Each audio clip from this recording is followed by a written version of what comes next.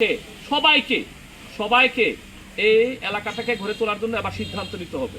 এবার স্লোগান হবে যে পরিবর্তন চাই।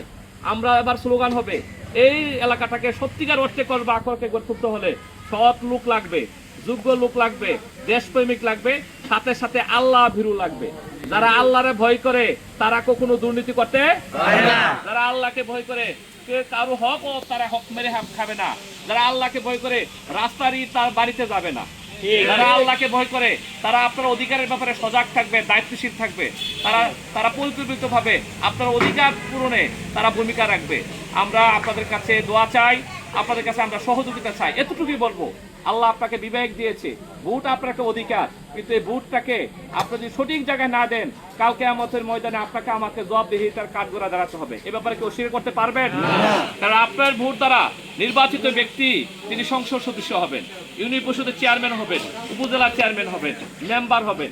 তিনি যদি সৎ না হন, যোগ্য না হন, দেশপ্রেমিক না হন, তিনি যদি সেখানে দুর্নীতির সাথে জড়িত হয়, সন্ত্রাসের সাথে জড়িত হয়, চাঁদাবাজির সাথে জড়িত হয়, তাহলে কিন্তু এর ভাগিদার আপনি হবেন। আমরা এটা চাই না।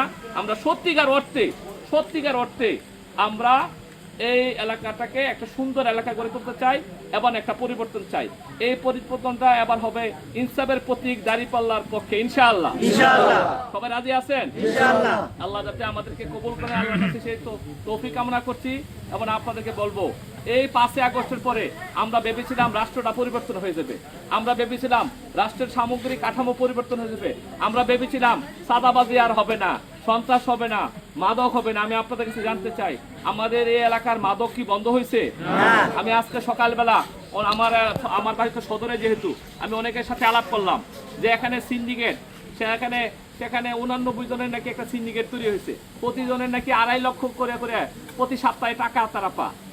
এটার সাথে থানাও জড়িত, এটার সাথে প্রশাসনও জড়িত, এটার সাথে রাজনৈতিক দলের নেতারা জড়িত, জামাত ইসলামী জড়িত। এরকম কথা কেউ বলতে পারবে? আমরা চ্যালেঞ্জ দিয়ে বলতে পারি, কোন দুর্নীতির সাথে আমরা নাই, মাদকের সাথে আমরা নাই, আমরা মানুষের ক্ষতি হবে এমন কোন কাজের সাথে আমরা নাই। তাহলে এই রাজনৈতিক দলের নেতারা এই মাদকের সাথে জড়িত হয়ে আমাদের তরুণদেরকে ধ্বংস করে ফেলতেছে, তরুণদেরকে শেষ করে ফেলতে। এমন কোনো বাড়ি পাবেন না, আমি চ্যালেঞ্জ দিয়ে বললাম, এমন কোনো বাড়ি পাবেন না মাদকাসক্ত কোনো তরুণ যুবক নাই। তাহলে আমাদের ভবিষ্যৎটা কি? আমরা কি আমাদের চোখের সামনে আমাদের ভবিষ্যৎটা ধ্বংস করে দেব? আমাদের চোখের সামনে আমাদের ভবিষ্যতের ক্ষতি করে দেব? আমরা আমাদেরকে অবশ্যই আমাদের এই পরিবর্তনটা আমাদের এবার লাগবে। আপনাদের কাছে আমরা দোয়া চাই। জামাত ইসলামী সারা দেশে 300 আসনে এবার ন্যায় ইনসাফের প্রতীক দাঁড়িপাল্লার প্রতীকের প্রার্থী দিয়েছে। এই প্রার্থীরা কোরআনের শাসন সংসদে কায়েম করার জন্য তারা চেষ্টা করবে। কোরআন অনুযায়ী যদি রাষ্ট্র চলে, মসজিদ ইমামের নেতৃত্বে সবাই চলে, ওখানে কি মারামারি চলে?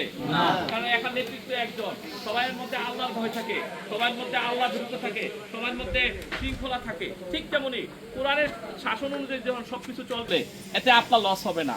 এই রাষ্ট্রটা আপনার জন্য আমার জন্য হবে কল্যাণের রাষ্ট্র, একটি কল্যাণের রাষ্ট্র। আজকে একজন হিন্দু বলছিলেন যে আমরা 54 বছরে অনেককে দেখছি, এবার জামাত ইসলামীকে দেখতে চাই। আলহামদুলিল্লাহ, সবাই আজকে সারা দেশে একটা সারা শব্দ হচ্ছে যে আমরা একটা জামাত ইসলামীকে দেখতে চাই। 54 বছর তারা পারে নাই, তারা ব্যর্থ। 54 বছরে পারে না, এখন নতুন করে 31 দফা 41 দফা দিলে কাজ হবে না। কেন কাজ হবে না? কারণ কোনো মিস্ত্রি যদি আপনার বাড়িতে নেন, মিস্ত্রি যদি আপনার বাড়িতে গিয়ে সেটা মেরামতের কাজে নষ্ট করে ফেলে বাড়িটা, দ্বিতীয়বার কি মিস্ত্রি আপনি দাওয়াত দেন? আমাদের রাষ্ট্রটা তো ভেঙে গেছে, এই নতুন মিস্ত্রি লাগবে। এই রাষ্ট্রটা গড়ে তুলতে নতুন মিস্ত্রি লাগবে, আর এই নতুন মিস্ত্রি হবে কোরআনের সৈনিকরা, ইনশাআল্লাহ। আমরা চাই এই বাংলাদেশটা কোরআনের শাসন হোক, আমরা চাই কোরআন অনুযায়ী রাষ্ট্রটা চলুক। কোরআন অনুযায়ী রাষ্ট্র চললে মহিলারা নিরাপত্তা পাবে, অমুসলিমরা নিরাপত্তা পাবে, মানুষ তার অধিকার বুঝে পাবে।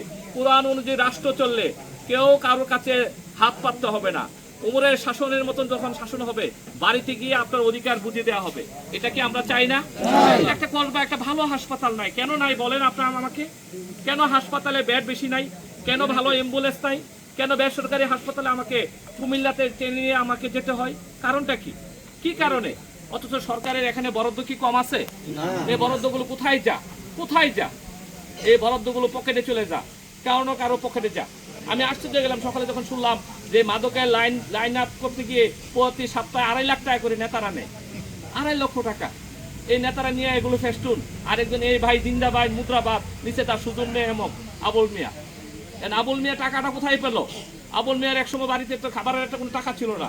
আবুল মিয়া হঠাৎ করে 100 ফেস্টুন করলে তার তো খরচ হয় 50,000 টাকা। এই টাকা কোথায় পেলো? ওই যে আবুল মিয়া 2.5 লক্ষ টাকা করে নেতারা দেয় আর পকেটে কিছু টাকা নিজে রেখে দেয়। এইভাবে কিন্তু আমাদের রাষ্ট্রটা চলছে, আমাদের এলাকাটা চলছে। আমরা এইভাবে আর চলতে দিতে পারি না। আমরা আমাদের এলাকাটাকে সুন্দরভাবে গড়ে তুলতে চাই, সবাইকে নিয়ে ইনশাআল্লাহ। আমাদের আমির জামাত বলেছে, যদি জামাত ইসলামী এমপিদেরকে আপনারা নির্বাচিত করেন, আমরা আমাদের সরকার থেকে যত বরাদ্দ আসবে আমরা বড় করে সাইনবোর্ড টাঙাই দেবো জায়গা জায়গা, বলবো যে এই 6 মাসে এই বরাদ্দ আসছে, এই বরাদ্দ এখানে বিলি হয়েছে। জামাতের এমপিরা কোনো গাড়ি নিবে না, প্লট নিবে না, বাড়ি নিবে না।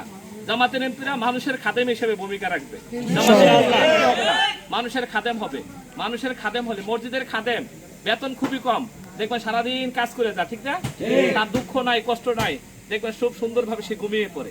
কিন্তু যার অনেক বাড়ি গাড়ি, দেখবেন তার অনেক কষ্ট, অনেক দুঃখ, এবং তার দেখবেন সে গিয়ে রাতের বেলা ভাত খেতে গিয়ে যাও খাইতে হয়, ঠিক না ভাই? নানান রোগে কি করছে, বাসা বেঁধে গেছে।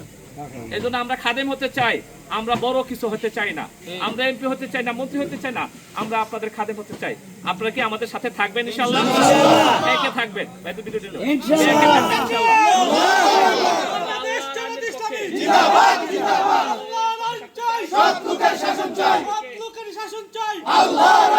সন্তান। আমার কসবা সদরে আমার বাড়ি, আমার আব্বার নাম আব্দুল মান্নান, মতি মেম্বার। আমার আব্বা এই এলাকার মানুষের সাথে সবচেয়ে বেশি সম্পর্ক ছিল। এই বাইক ইউনিয়নের এমন কোনো প্রান্ত নাই, আমার আব্বার সাথে যারা পুরাতন যারা আছে, মুরব্বীরা আছে, খবর নিলে দেখবেন আমার আব্বার সাথে সম্পর্ক ছিল না। এলাকার মানুষের সাথে আমাদের একটা আত্মিক সম্পর্ক, ভালোবাসার সম্পর্ক, আত্মার সম্পর্ক। আপনারাও যদি আত্মার আত্মীয়টাকে মেনে নেন, আমরা সবাই মিলে মায়া, মমতা, ভালোবাসা দিয়ে এই করবা আকরাকে গড়ে তুলবো ইনশাআল্লাহ। আপনারা ভালো থাকবেন, সুস্থ থাকবেন। আজকে কষ্ট করে আমাদেরকে সময় দেওয়ার জন্য আপনাদেরকে অনেক অনেক ধন্যবাদ। ফি আমানিল্লাহ। আসসালামু আলাইকুম ওয়া রাহমাতুল্লাহ।